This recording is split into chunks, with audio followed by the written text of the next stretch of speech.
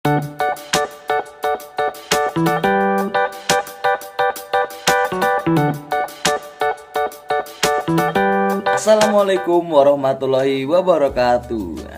Halo semuanya, bagaimana nih kabarnya? Semoga masih baik-baik saja. Baiklah, pada kesempatan kali ini kita kembali lagi akan membahas tentang manajemen pendidikan bab ke-9, yaitu tentang manajemen kurikulum. Sebelumnya, apakah kalian tahu apa itu manajemen kurikulum? Jika kalian belum tahu, maka saya akan jelaskan pada penjelasan berikut ini. Yang pertama adalah konsep dasar manajemen kurikulum. Adapun yaitu pengertian kurikulum menurut para ahli. Kalian pastinya udah tahu nih apa pengertian dari manajemen setelah menonton video-video saya yang terdahulu. Oleh karena itu kita langsung bahas ke pengertian kurikulum. Yang pertama dari Rusman tahun 2011 halaman ketiga. Kurikulum merupakan segala upaya sekolah untuk mempengaruhi siswa agar dapat belajar baik dalam ruangan maupun di luar ruangan, ataupun di dalam sekolah atau di luar sekolah.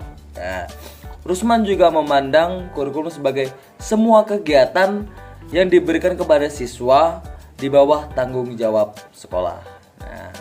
Itulah kurikulum menurut Rusman.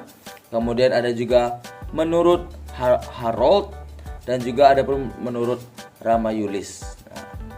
Kemudian setelah kita mengetahui apa itu pengertian manajemen dan apa itu pengertian kurikulum, kita akan membahas tentang pengertian manajemen kurikulum.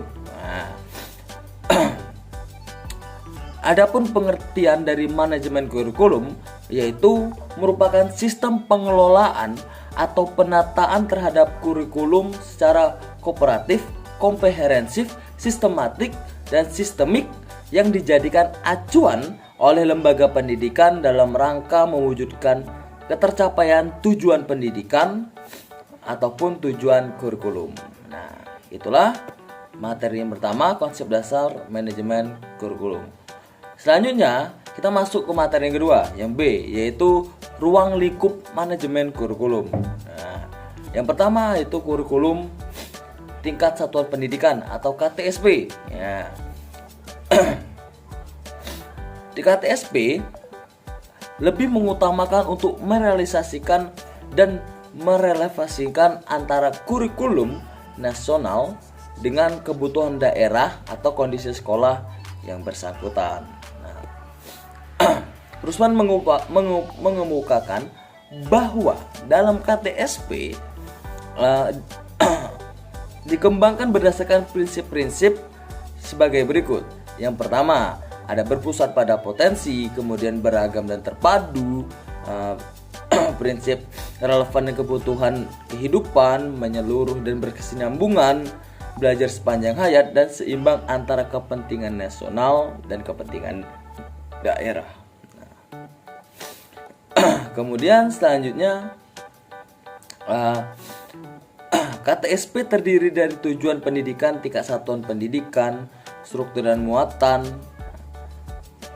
Kemudian penyusunan kurikulum dilakukan oleh satuan pendidikan dengan berdasarkan pada standar kompetensi lulusan, standar isi, standar kompetensi, dan kompetensi dasar yang dikembangkan oleh Badan Standar Nasional Pendidikan atau BSNP.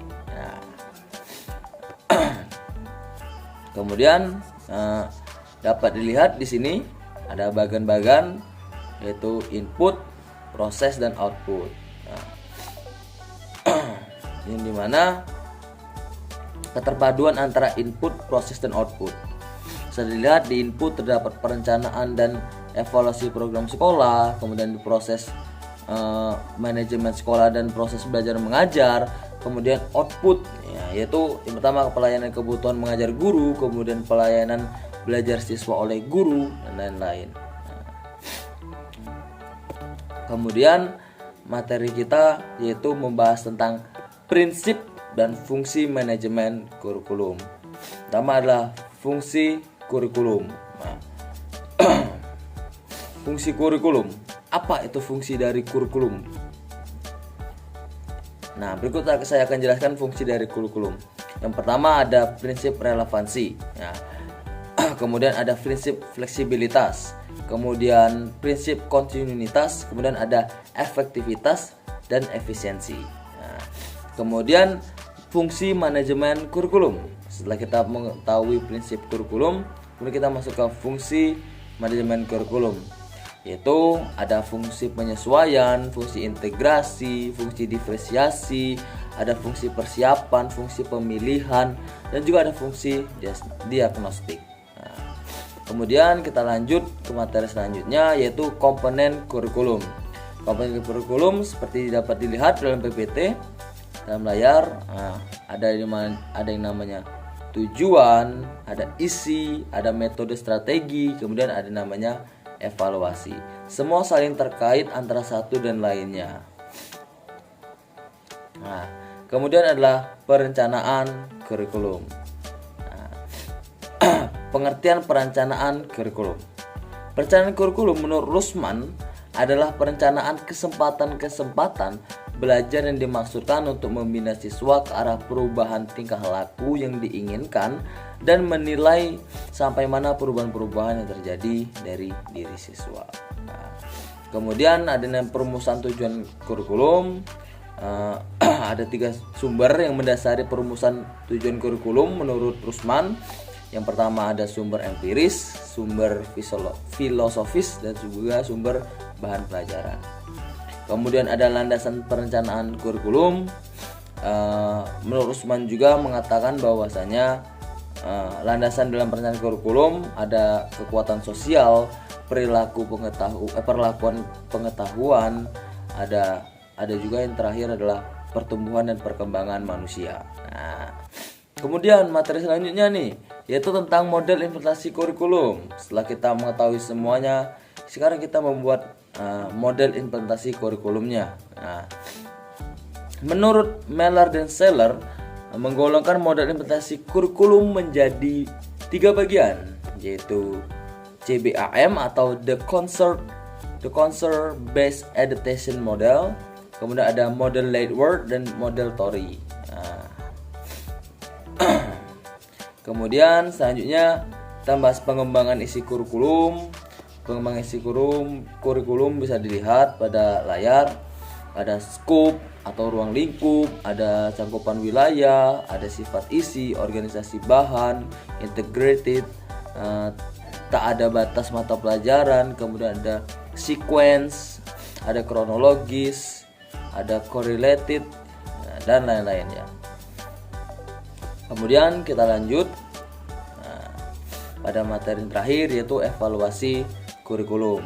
Nah, pada evaluasi kurikulum dijelaskan bahwasanya evaluasi kurikulum merupakan pemeriksaan secara terus-menerus untuk mendapatkan informasi yang meliputi siswa, guru, program pendidikan, proses pembelajaran untuk mengetahui tingkat perubahan siswa dan ketetapan keputusan tentang gambaran siswa dan efektivitas program. Nah, itulah evaluasi kurikulum. Nah, yang dievaluasi, apa saja yang dievaluasi dalam kurikulum? Nah, ada 5 hal yang dievaluasi dalam kurikulum. Pertama, proses analisis kebutuhan dan kelayakan, itu dianalisis. Kemudian yang kedua adalah proses perencanaan dan pengembangan, juga dianalisis atau dievaluasi. Nah, kemudian yang ketiga adalah proses implementasi atau pelaksanaan. Lalu ada proses evaluasi kurikulum dan juga ada proses perbaikan kurikulum. Nah, itulah materi tentang manajemen kurikulum yang dapat saya sampaikan, yang dapat saya berikan kepada kalian semua. Saya harap materi ini bisa bermanfaat untuk kalian semua. Oke, saya ucapkan terima kasih banyak. Wassalamualaikum warahmatullahi wabarakatuh.